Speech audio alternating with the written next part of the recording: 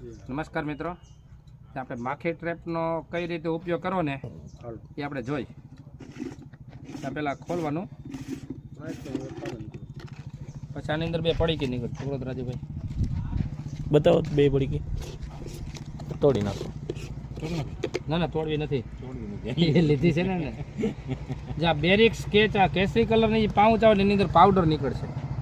એ powder તોડીને થોડોક એવો ખૂણો તોડવાનો, કારણ કે પાવડર ખરેખર એક વખત નાખવાનો નહીં, પણ આપણે 4 થી 5 વખત ઓછામાં ઓછા ઉપયોગ કરીએ છીએ.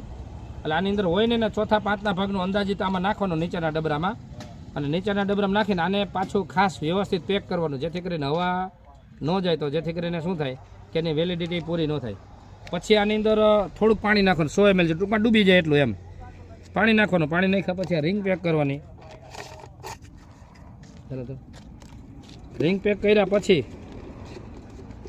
આ જે ગયણી ટાઈપ હોય, ગયણી ટાઈપ, હવે આની અંદર જે લિક્વિડ આવે બેરિક સ્કેચ કરીને, જે બ્લુ કલરની પડીકી છે એને ખૂણામાં સામાન્ય એવી તોડીને અને અહીંથી જેવી રીતે જરા ચોપડવાનું, ટૂંકમાં હા વાંચવો છું.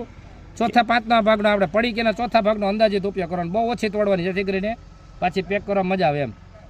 જેવી રીતે આમ ચોપડવાની. અહીંયા આમાં હકીકત તો સ્ટીકર છે જ, આમાં બધું મારેલું છે, સ્ટીકર બતાવેલા છે. રેડી? એ આ બંને કડે ચોપડવાનું, આ કડે ને આ કડે ચોપડવાનું જરા, અને પછી આમ મૂકી દેવાનું, આમ રાવ્યો દઈને અને માથે ઢાંકી દેવાનું,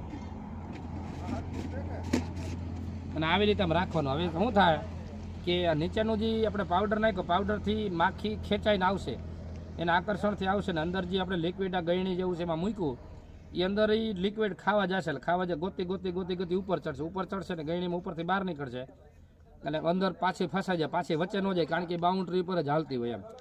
અને પછી આને ખાસ એ કરવાનું કે સીધી રાખવા છતું ખુલ્લું રાખવાનું. અને બીજા નંબરની અંદર માખું જ્યારે બહુ થઈ જાય ત્યારે વારંવાર એને ખાલી કર્યા કરવાનું, કારણ કે જેટલું ખાલી કહેશો ને એટલું લિક્વિડ અંદરનું છે એ લિક્વિડ ઓછું ટૂંકમાં ખાશે, નહીં તો લિક્વિડ ખાઈ જાય તો થઈ જાય. ખાલી કરી આવવાનું, ખાલી કરીને પાછું પાણી એક ખાસ કરીને એક વધારે બનતું હોય કે આપણે ભૂલમાં પાણી ઢોળાઈ જતું હોય, એક પાણી ન ઢોળે ધ્યાન રાખવાનું. પછી 4-5 વખત એવું લાગે કે હવે માખી આવતી બંધ થઈ ગઈ, ત્યાર પછી આને ફરીથી સાફ કરીને ફરીથી પાછી આપણે જે પડીકી હોય એનો આપણે જે ચોથા ભાગનો ઉપયોગ કરીએ, અને આ ટૂંકમાં પડીકીનો 4-5 વખત ઉપયોગ કરવાનો છે આપણે, જેથી કરીને મોંઘો ન પડે એમ.